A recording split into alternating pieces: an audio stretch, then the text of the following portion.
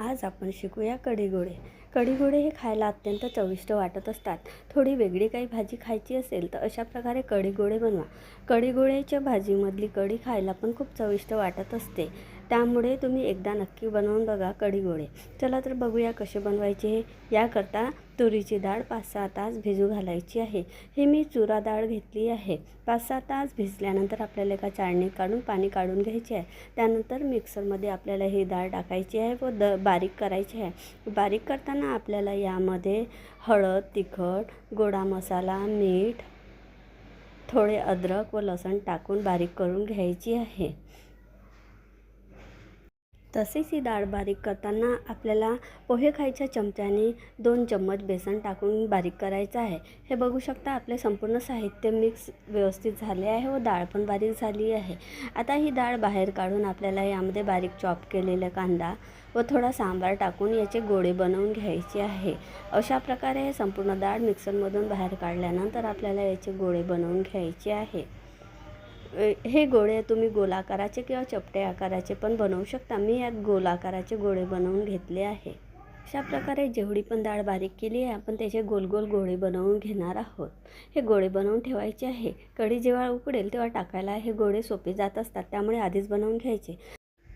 कढी फोडणी घालण्याकरता थोडे बेसन व 1 पाव आंबट दही मी मिक्सरमध्ये थोडे फेटून घेतले आहे. आता आपल्याला कढीला तडका लावायचा आहे.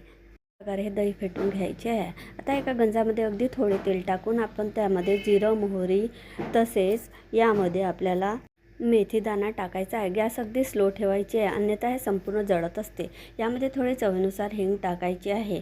तसेच यामध्ये आता आपल्याला चॉप केलेले लसूण, 2 मिरची, थोडा सांबार तसेच हळद टाकून आपल्याला यामध्ये आता हे तडका लावायला दही टाकायचे आहे. हे संपूर्ण अगदी थोडा वेळ शिजू द्यायचे आहे, जास्त शिजू द्यायचे नाही, अन्यथा तडका जळत असतो. आता यामध्ये आपण जे मिक्सरमध्ये दही बारीक केलं होतं ते दही आपण यामध्ये टाकून झाकून घ्यायचे आहे. त्यानंतर 2-3 मिनटं झाकल्यानंतर आपल्याला झाकण बाजूला काढून उर्वरित दही टाकायचे आहे. तसेच 3-4 ग्लास पाणी टाकून आपल्याला याला मंद आचेवर उकळी येऊ द्यायची आहे. उकळी येण्याकरता गॅस खूप फुल करायची नाही, नाहीतर कढी उतू जात असते व संपूर्ण कढी बाहेर जात असते. त्यामुळे मंद आचेवरच आपल्याला ही कढी उकडायची आहे.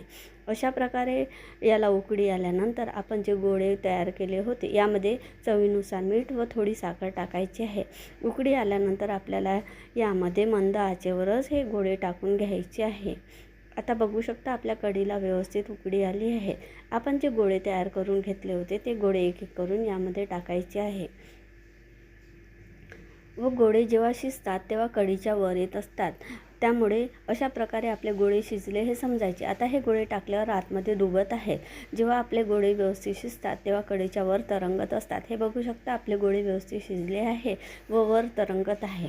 आता आपली कढीगोळे खायला तयार. तुम्ही नक्की करून बघा. भातासोबत किंवा पोळीसोबत पण हे कढीगोळे खायला अगदी चविष्ट वाटत असतात.